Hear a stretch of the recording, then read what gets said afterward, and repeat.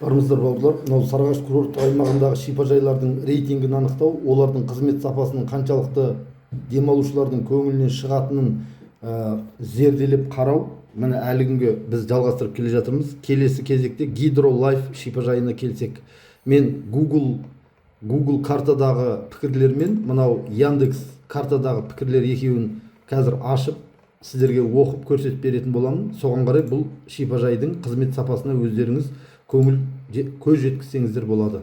Есек, мысалы міне Google пікірінің қорытындысы жалпы 27 пікірдің негізінде 3,6 деген ұпай берген екен. Ең жаңаларын қойдым. Анау 3-4 жыл бұрынғы, 5 жыл бұрынғы нәрселерді қоймай-ақ қояйын деп отырмын. Өйткені онан бері қызмет сапасы жоғарылап немесе нашарлап кетуі мүмкін. Енді Ақерке Орақбаева дейді, 3 пікір жазған кісі екен, 3 ай бұрын жазыпты. Өте керемет ұнады, ем шаралары көңілден шықты. Медбикелері өз жұмысын мейіріммен атқарады. Үлкен рахмет ұжымдарына, кухнясындағы поварларына алғысым шексіз, тамақтары өте дәмді, шынайы ықыласпен дайындалған депті. Онан кейін Зәуре Баубекова деген кісі 31 пікір жазған екен, 7 фотосурет шығарған екен. О кісі былай депті: барлығыңызға да сәлем. Гидролайфта демалам деген кісілерге арналған өз комментарийімді қалдырсам деп едім. Біз қысқасын айтқан кезде күйеуім екеуміз шипажайға бірінші рет келдік, және бірінші күндері бізге барлығы жақсы ұқсап көрінді. Өйткені не істеу, не қою керек екенін біз білген жоқпыз дейді. Сосын енді осы шипажайдың плюстары мен минустары жайлы біртіндеп айтып шықсам дейді. Бірінші, бөлмелердің жағдайы. Бас корпуста орташа барлық керек нәрсе бар. Бірақ біздің екінші қабаттағы бөлмемізде терезелер жабық болды, ашылмайды. Ал терезенің ар жағында дейді қабырға болды дейді, қапырық. Ал электрді, мынау тоқты үнемі өшіре береді дейді. Мынау тоғы өшіп қала береді дейді. Канализацияның иісі шығады, ал тазалығы жоғары деңгейде емес. Киім ілгіштер жоқ, әжетхана қағазы жоқ, ауа тазартқыш жоқ. Ал недегі душтағы перде әшейін зорға ілініп тұр дейді. Ал душтағы су соңына дейін кетпейді дейді, және едені тайғақ. Енді емдеу бөлімінің барлығы подвалда орналасқан. Ал дәрігер жас жігіт, опыты, тәжірибесі аздау. Сондықтан ем шараларды пациенттің сөзіне қарап тағайындады дейді. Ешқандай УЗИ тексеру жасаған жоқ дейді.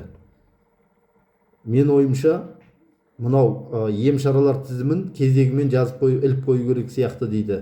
Өйткені кейбір процедуралар дейді, мынау су процедураларын алғаннан кейін жүргізуге болмайды екен дейді. Ал бұлар білместен бірінші су процедураларын алып алып, кейін болмайтынға барып, болмайтын білген соң кішкене көңілдері түсіп қалады адам.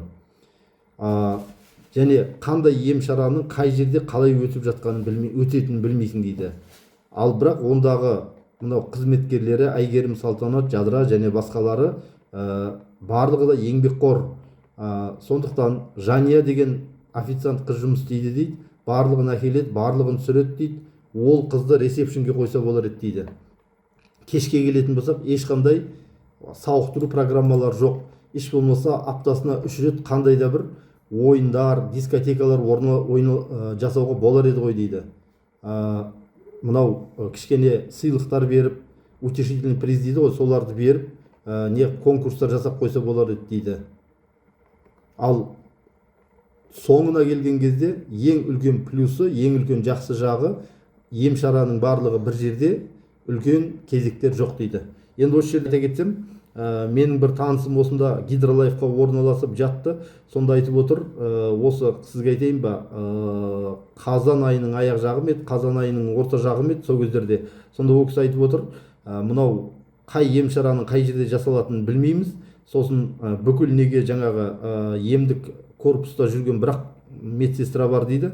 Онан кейін ол анау көп нәрсені өзің дайындап, өзің істеп кете бересің дейді. Ингаляцияның анау буларын өзің дайындап алуың керек. Дарсон вальдарды өзің тауып алып, өзің шашыңа, басыңа істеуің керек, бетіңе істеуің керек. Сондай.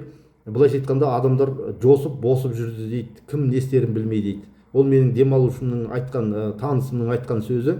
Керек болса ол кісінің сөзін неге жаңағыдай тіркеп көрсетіп беруге болады. Әрі қарай кеттік. Мына жерде Нұржан Сурапов деген кісі 1 жыл бұрын 5 жұлдыз қойған екен.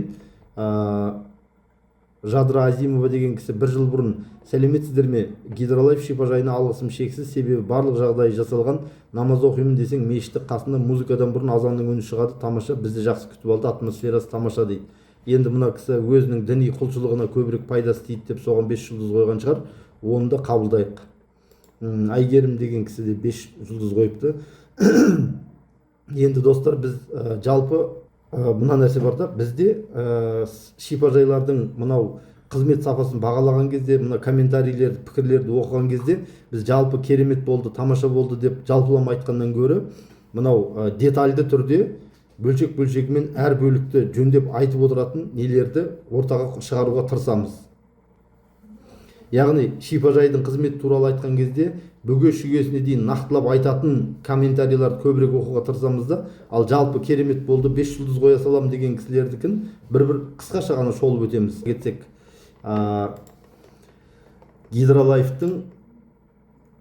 Гидролайф иесіне қонақтардың тұрмыс жағдайын жақсартса екен деймін. Өйткені бөлмелер өте ыңғайсыз, төсек жайсыз, әбден сынған, кереуеттің түбі қатты шаң басқан, кәріз жүйесінің иісі қорқынышты. Бірінші қабатта жуынатын бөлмелерде үнемі еденде су ағып тұрады. Сүлгілер мен халаттары жуылмаған сияқты. Біздің наразылығымыз бен пікірлерімізден кейін ас мәзірде біршама жақсарды дейді. Айтпақшы, жастықтар олардың ішінен аты ғана, бәрі умаждалған. Емдеу және санитарлық тазарту туралы. Олар бір реттік болуы керек болса да, бүкіл емдеу үшін бір рет қолданылатын көк жайылмалар мен аяқтарға арналған бақилалар беріледі. Парафиндік бөлмеде және басқаларында сору жүйесі жоқ, яғни вытяжка жоқ деп тұрды, ауа тартатын. Осының бәрінен кейін олардың қандай қызметтері бар екенін анықтаңыз дейді. Мынау көптеген шипажайларда мынау ауа тартатын вытяжка дейміз ғой, жаңағы ауа соратын. Міне сол нәрсе жоқ болып тұрады. Ермазлой деген кісі жазыпты, 2 жыл бұрын. Кеңес бермеймін, ондай бардақты, ондай ретсіздікті, жүйесіздікті еш жерде көрмегенмін. Келгеннен соң ненің қайда тұрғанын ешкім түсіндіріп айтқан жоқ. Бөлмелерде не орындық жоқ, не шайнек жоқ, шай қайнататын. Ал душта сүлгілетін ілгіш жоқ. Және біз демалып жатқан кезде бірде-бір рет мынау төсек жаймаларын, халаттарды ауыстырған жоқ. Бөлмелердің барлығы бітеліп тасталған, терезенің барлығы. Бөлменің ауасын тазарта алмайсың. Мынау жарық үнемі өшіп қалады, ал телевизор бойынша керек каналдар жоқ. Wi-Fi әлсіз және интернетке қосыла алмайсың. Тамағы тіпті дәмді емес, әр алуан емес. Әр күні бір тамақ дейді, қайталана беретін. Негізінен алғанда жаңа перловка кашалар, гречка, жаңа қарақұмық, ал ет пен балықты, тауық етін рационда көріп кездестірмейсің. Процедураларды қалай жасауды ешкім түсіндірмейді. Адамдар оны бір-бірінен естіп біліп алып жатады. Ал мына ем-шара жасаған кездегі құрал саймандар зарарсыздандырылмайды, дезинфекциялық не жасалмайды дейді, өңдеу жасалмайды дейді. Оған қарап жатқан ешкім жоқ, және менеджерлер ештеңені түсіндірмейді дейді. Ал циркулярный душ дегеніңіз ең көнесін ескісін тауып алған дейді. Ал демалмаған күніңізге ақшасын қайтармайды дейді. Әлібек Қосыбаев деген кісі жазыпты, 1 жұлдыз қойған екен. Өте нашар, тамағынан бастап, емінен бастап, тамағымен аяқтап дейді. Бәрі нашар деп жазыпты бұл кісі. Мына жерде 2 жыл бұрын жазыпты, осыны бір оқи салайық. Адамдар, бұл жерге келмес бұрын ойланыңыздар. Келгеннен кейін 1 сутка бойы халат пен полотенце ала алмадық дейді, сүлгі. Ал тамағы ол тіптен бөлек тақырып дейді. Ет дегеніңіз тек қана иісі үшін, ал түскі асқа күрішпен мынау ноқатты береді дейді. Және кешкі асқа да соны береді дейді.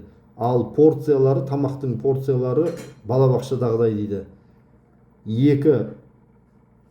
2 қасық салат салынады, ол кефирмен араластырылған және майонез қосылған дейді. Ем шараға келетін болсақ, онда еш жерде жоқ дейді. Ал циркулярлы душына келетін болсақ, қолдан жасалып, сым темірмен оралып жасалған деп мынау жатып күлген нәрсені шығарып қойыпты. Тек қана ақылы түрде бір пайдалы нәрсе алуға болады дейді. Санитаркаға рахмет айтамыз, үнемі тазалап жүреді.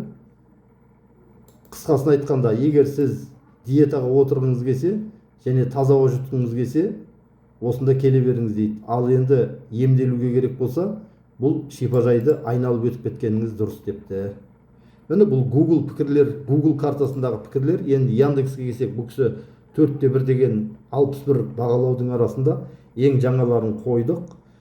30 қазанда Жұматай Дәулетович деген кісі жазыпты. Жақсы санаторий, ем шаралары көп, адам көп емес, тамағы жақсы депті. Бұл енді биылғы. Камила Валиева деген кісі жазыпты. Барлығы ұнады, осында тағы да келеміз депті. Енді 5 қазан 2024-те Гүлстан Избакиева деген кісі жазыпты. Мамамызды жіберіп едік, ұнамады, тамақтары нашар, барлық жерде лас, персоналы дөрекі, бірдеңені жарнамалап айтқанда бірдеңені айтады, ал сенің алатының тіптен басқаша дейді. Кеңес бермеймін, ал негізгі керек ем-шараның бәрі ақылы деп қойыпты. Енді 7 тамыз 2024-те мынау Яндекс картадағы не бойынша, пікір бойынша былай депті. Аманқос Б деген кісі жазыпты. Гидролайф өте нашар шипажай, асханасында кондер жасамайды, тамағы да керемет емес, шикі, бөлмесінің есігі сынық, ашып жапсаң былқ-сылқ етеді, кілттесең ашарын шығара алмай тұрасың. Әжетхана жуынатын орындарда бөлмесінде айна жоқ. Телефон бір нәрселерді қояйын десең тумбочкада жоқ. Шипажайдың ешбір жерінде сағат жоқ, қарайын десең. Өзі бір түпкір қуыс жерге орналасқан. Бұрын жасамай қойыңдар, алдап шақырады, бәрі жақсы деп. Сосын бұрынғы бір күндік ақысын алып алады. Олар барғасын ұнатпасаң бір күндік ақыңды алып қалады. Тіпті кейбір бөлмелерінде кондер жоқ. Маған тіпті ұнамады. Өте нашар, тіпті өздерінің жұмысшылары да мақтамайды екен депті. Бұл былтырғы 7 тамызда айтылған екен.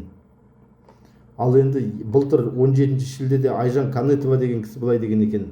Бұлайша орташа бөлмелері кішкентай ғана, ал стандарт нөміріндегі әжетханаға бір адам зорға келеді дейді.